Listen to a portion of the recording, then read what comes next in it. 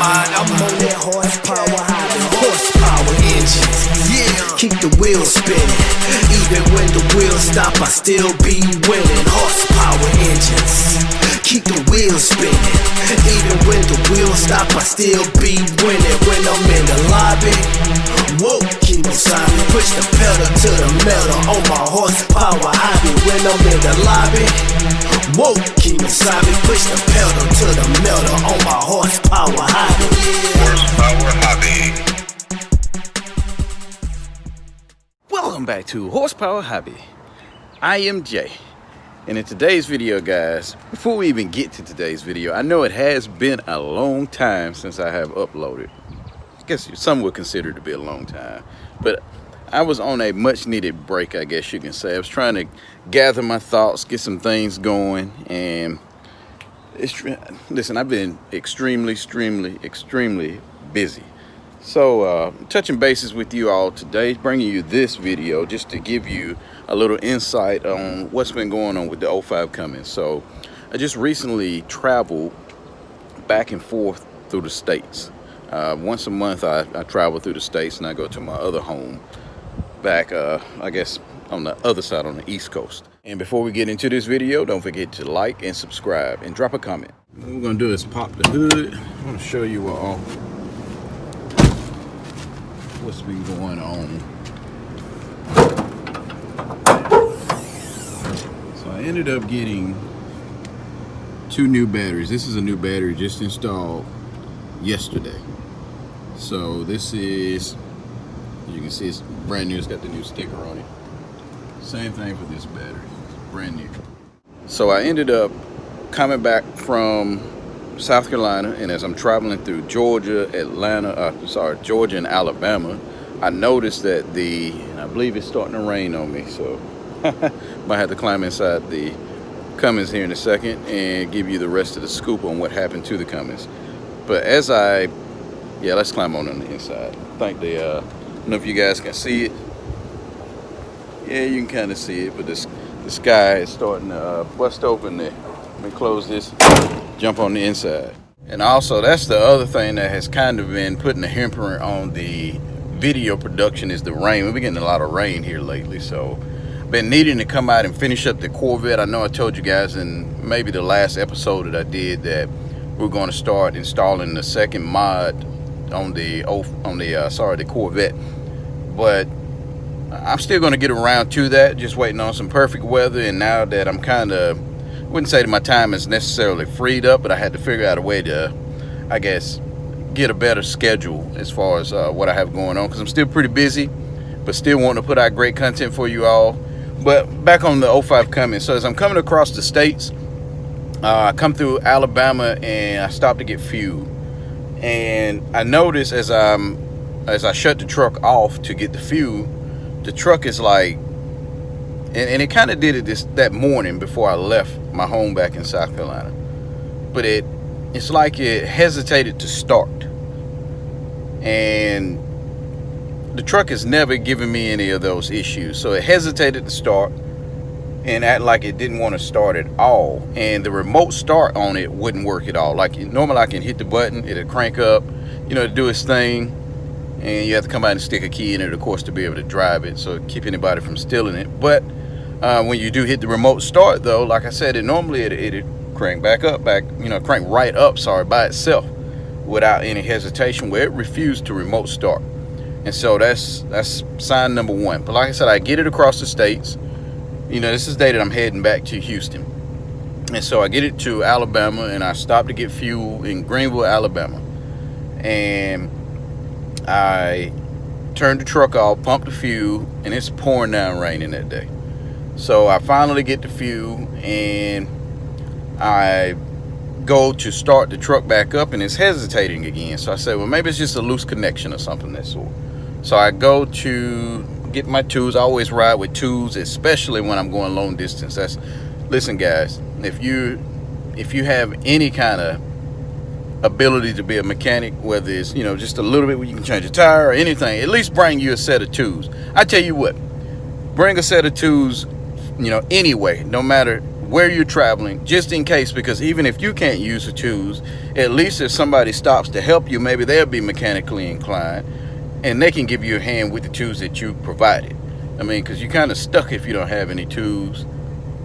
Okay, so on past that. So I had my tools. I pulled out a wrench and just started tightening up the battery connections just to make sure. So I did find a loose ground from one battery to the ground. It wasn't that loose, but it was a little loose. So I tightened it up and said, maybe that'll fix the issue. Continue on my journey. As you can see, this thing is charging up around 14 now. It refused in the past to get up above 14. It was more so around 12 and a half to 13. Now keep in mind, as it's charging 12 and a half to 13, I'm driving. Like I drove through Alabama, Mississippi, I'm in Louisiana, and I get to Louisiana that night and it's pitch dark, and I refuse to stop again in Alabama unless I had to, unless, you know, it's an emergency. I refuse to stop in Mississippi because, okay, there's a stretch of land in Alabama, I want to say, and I could be over exaggerating, but I want to say it's about 100 miles, no diesel stations. Now there's gas stations like little mom and pop type stations, but we're talking diesel. Like I've stopped in these places panicking once before because I couldn't find diesel. Now that's, I mean, they have gas, but no diesel. Now keep that in mind.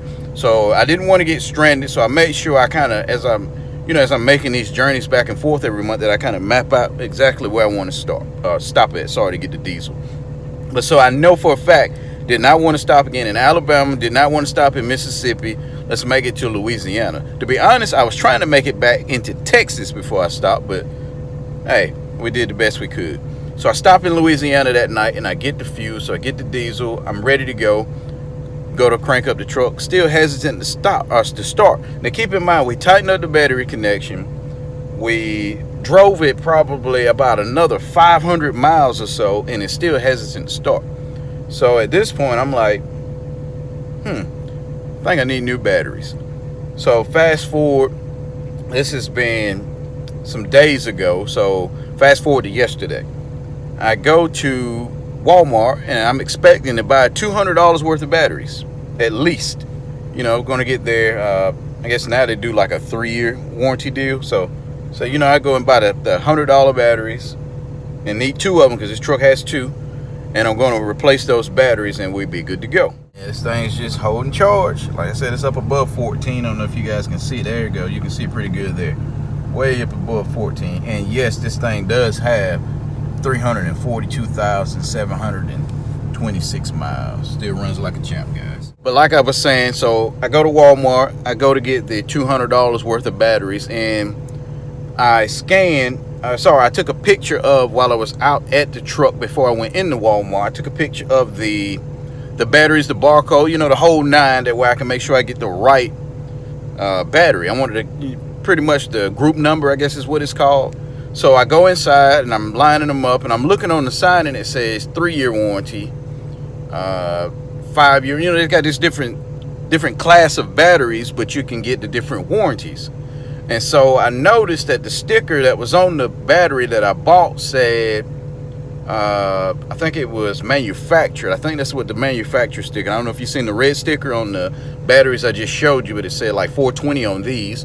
On the ones that I had in the truck as of yesterday, it was 917. So that's, I mean, we're still within warranty. So although I personally didn't purchase the batteries, the guy that I purchased the truck from actually bought the batteries. I go inside and they, to be honest, they didn't even ask for any of that information. I just told them the batteries should still be under warranty. I actually had to go in and make sure they had the batteries first. I took those batteries to customer service. I went back out to the truck, took out my batteries, and to be honest, we'll get to that point in a second. Took my batteries back in. They did the exchange. Now, I think they want to know that the batteries are actually dead before they warranty them out. And the other thing is, well, actually, they claim that they wanted to know that they belong to the person that they originally bought them, but they didn't ask me for any of that information, to be honest. So what they ended up doing is testing the batteries. The 2 batteries that were in it tested out good. One tested above the cold cranking amps, because that's what they're testing for, the cold cranking amps. The other one tested below the cold cranking amps, but it was still, they said, within reason. So I ended up explaining to the store manager, I believe is who it was, or maybe it was just the manager over the automotive department. And I explained to him that, you know, I traveled across these states and had all these issues with the batteries. And so he was like, no big deal. Since you're traveling long distance like that, I just go ahead and warranty them out, you know, but it's like a one-time deal. So anyway, y'all keep in mind that if you got batteries and they have that date on them and your batteries are, you know, giving you trouble within those dates, and they come from Walmart. I don't know if any other places like this, but from Walmart, especially if the batteries are testing dead and messing up, even if you may not have bought the car, that may be some gray area there. Don't take my, you know, word completely for it. This is just what happened with me. I was able to swap out those batteries and save $200 yesterday. So I mean, hey, that's money saved. I appreciate it. But anyway, so the batteries that I did get were better than the batteries that I had in it. So the batteries that I had in were 700 cold cranking amps. Let's hop out. The rain may have stopped for just a second. Let's hop out. Maybe you guys can hear me a little bit better too, and I do apologize if you couldn't. But let's go out and actually look at the batteries. Said 700 here, and I think it had a max of about 850 cold cranking amps, or cranking amps, sorry. So 850 cranking amps, 700 cold cranking amps. So I actually upgraded. I think what I had originally was a 65S, in which they didn't have on the shelf. And yes, it is a storm coming in, as you can hear. We're gonna try to wrap this up fairly quickly. But the 65S is what I had. So now I upgraded to a 65N, and that's what both of them are. 65Ns. So they did not have any 65S's in stock. And like I said, this is that date that I was talking about. So if yours is less than 3 years ago and you have a 3-year warranty battery, or whatever your warranty period is for the type of battery that you have via Walmart, then and your battery is giving you trouble, rather, you might want to check on it. This thing is filthy. I hit a bunch of bugs and stuff on the way back. As you can see, we caught every bug it seemed. So like every single one of them just flew into our truck. Just look at that. Disgusting. But like I said, it's due for a bath, and it will get it soon. More evidence. You could definitely write "wash me" in the back of this truck. So yeah, look at all that. Yeah, we definitely got to do something about all that. But like I was saying, so I actually had an opportunity to upgrade the battery for the same exact price. So the price didn't change. So that's something to look at too, guys. When you're going to buy those batteries, I could get a better quality battery for the same exact price. So do pay attention to the cold cranking amps and the cranking amps when you're going to buy your battery, because that makes a big difference. That's how much juice is actually going to your electronic system as you're trying to start the vehicle. And that makes a huge difference, because you don't want a bad battery. It puts a lot of strain on your electronics and stuff. So as you're going to try to start that, you know, that truck or that car, it's turning over your starter, right? And so if you got a battery that's not intended to start that particular vehicle because it's not throwing out enough cold cranking amps, it's going to drag that starter and make it really, really sluggish, and therefore to damage the starter eventually. And so once again, I wanted as much power as I could actually throw at it to be able to crank this truck. So 850 cold cranking amps, 1,000 cranking amps. To me, that's perfect. I mean, considering what it originally had in it. So let's give it a try, and let's see how it actually starts up now. Now, keep in mind, it was like, to be honest, it almost sounded like before that it just wanted to click over one time and maybe not start it, but then it eventually started turning and started up, and the truck has never done it. It's never given me any trouble. Not like that since I had it. So let's check it out. Now, I know I just had it running, but I mean, it started up the same way that it should start up now. So as you can see, pre-startup, it's sitting around 12. Yesterday, after I got it to start up and ran it for about an hour, it still wouldn't move past 12. This is before we got the batteries installed. So let's try it out now. Here goes. Fire right up, and let's see where the battery goes to, the charge system goes to in a few seconds. There it is. You can see it moving. So therefore the alternator is working. It's charging, doing what it's supposed to do, replenishing the battery. There you have it. Man, I'm glad I started that truck up. It's hot here in Houston, Texas, and as you can see, starting to sweat a little bit, no big deal though. But so I hope you guys can still hear me. I hope the AC, I got it down on low. Hope it's not interfering with the mic and the camera and all that. Like I said, we're in Houston, Texas, and it feels like summertime everywhere else in the world here in the spring. So I mean, it's a good thing though, because we're able to go out and enjoy. Back home, I think it was in the 50s last week. Here in Houston, Texas, it was 92 last week. So still enjoyable. Had a little breeze. Nothing too bad. I don't know what the summers are going to look like. This will be our first summer here in Houston, but so far, I mean, the weather has been enjoyable. So other than the rain, the constant rain. But anyway, let's get past that. The batteries, like I said, back to the batteries again. I know I keep jumping back and forth off the subject, but I'm trying to focus on the batteries because I have something that I want to enlighten you on. This is the biggest change for me, but we'll get to that in just a second. Like I said, I just want to make sure you guys are checking on your batteries, because your batteries actually give juice to, like I said, all your electronics in your car, your fuses, all of that kind of stuff, but also to like your fuel pumps and, you know, all that good stuff. Your AC and all. If you don't have a good battery, that stuff is not going to work properly. So, which brings me to my next thing. So after changing out the batteries, I said, you know, I had been having this problem with it dropping power, and it was weird. It was the weirdest thing ever. And so I thought that the reason it was dropping power is because of the fuel issue. You remember I got some videos ago. Y'all can go and check that out once you get a chance. And also, if you haven't subscribed to the channel already, listen, I'm giving you some very valuable information that should be valuable enough for you to hit that subscribe button and come back and want to see more. But go ahead and hit the subscribe button, like this video. But if you haven't seen the video that I released some weeks ago where I ran over the median here in Texas, the little median that was sticking out in the middle of the road for no reason, you know, that median, yeah, go check that video out after this video, of course. But so I thought that contributed to the power loss in the actual Cummins. Boy, was I wrong, because as I changed the batteries, y'all, and I'm going to take you on a little ride here in a few moments just to show you what I'm talking about. But when I changed the batteries, I should have did it a lot sooner, y'all.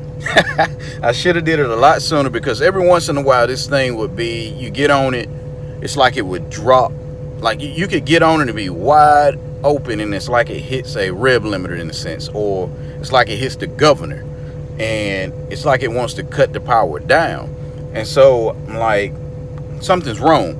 And so I, you know, immediately I thought fuel issue. Hit the median, because it contributed to the fuel, or contributed the fuel or the power loss rather to the hitting the median. The fuel is, you know, starving or whatever the case may be. Now I think the battery was the issue all along, because the fuel pump, the morning of that I changed, which is yesterday morning, I came out, you can hear that fuel pump. I mean, it was extremely loud. I mean, don't get me wrong, now it is a little loud, but it's bearable. Yesterday it was unbearable. I mean, it was just ridiculous. So now that I've gotten the batteries changed, let's just go on a ride so that you can see for yourself. It's not cutting back on power anymore. I mean, you're getting all the boost, guys. I mean, all the boost, guys. So, yeah, listen, if you don't check your batteries for anything else, horsepower gains, torque gains, check your batteries for that. I mean, that should be at least the number one reason, at least the number one. If nothing else is important to you, at least so that you can gain horsepower, gain torque, and also I'm pretty sure I'm going to gain good fuel mileage, because everything is operating the way it should be operating now that it's throwing the fuel at it like it should. So let's go for a ride. Now keep in mind, guys, I know this is not an official cold startup, but I do owe you guys a cold startup, but here's a startup anyway.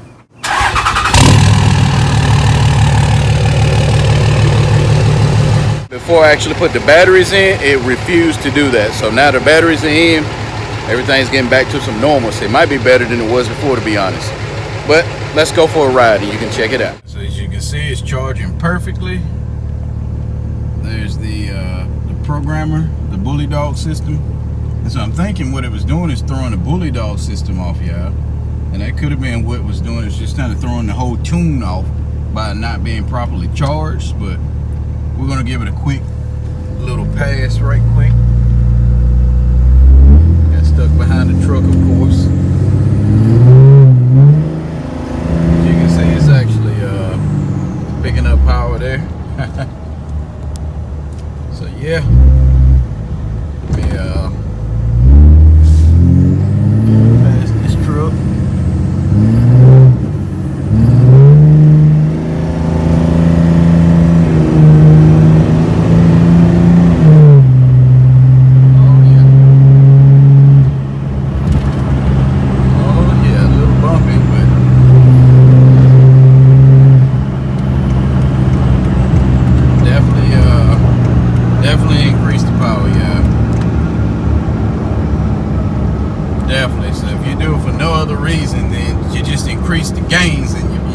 horsepower and your torque, I mean, that's big enough reason right there, in my opinion. We're gonna head back the other direction and hit it again. So yeah, I mean, to me, that's worth it all by itself.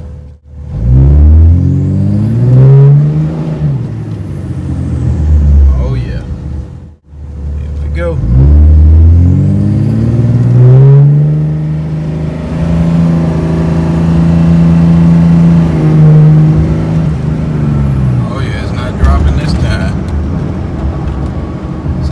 Cutting out around maybe 3,000 RPM, something like that.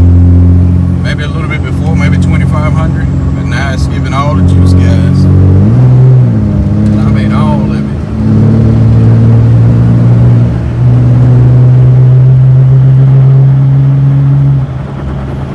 It's giving all the juice.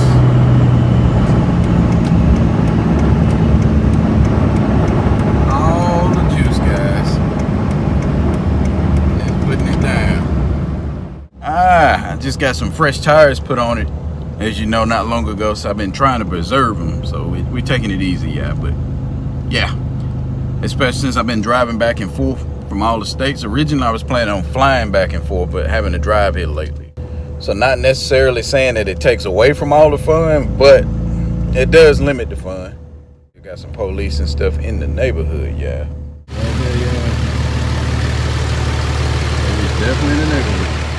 I don't know if you guys can see that. I don't know what's going on. Look like they may be leaving now though. So let me get on down the road because I don't want no trouble. Yep. Thought I had been pranked. Pulled right up here and see the police waiting. Like, wow. With that police situation, I pulled down this cul-de-sac to get turned around. One pulled in right behind me, yeah. So yeah. So we have now parked the Cummins with the battery, y'all. If you don't change the battery for any, or check the battery at least, make sure it's throwing out the right amount of voltage, all that stuff, for no other reason. Do it for the power, do it for the gains, because this thing it's running a whole lot better now, yeah. It's not dropping off on the power. Boost gauge is showing that it's giving it all the boost and stuff now. So hey, I'm pretty satisfied. And like I said, the biggest thing with me is because the battery's under warranty, it didn't cost me $200 yesterday. I went in prepared to spend the $200, but it didn't cost me that. And after they checked the battery, so it had me thinking maybe, okay, batteries check out good. Maybe it's an alternator issue, but like I said, it's charging good. Check it out. There it is, y'all. Still charging at a little over 14, like 14 and a quarter right now.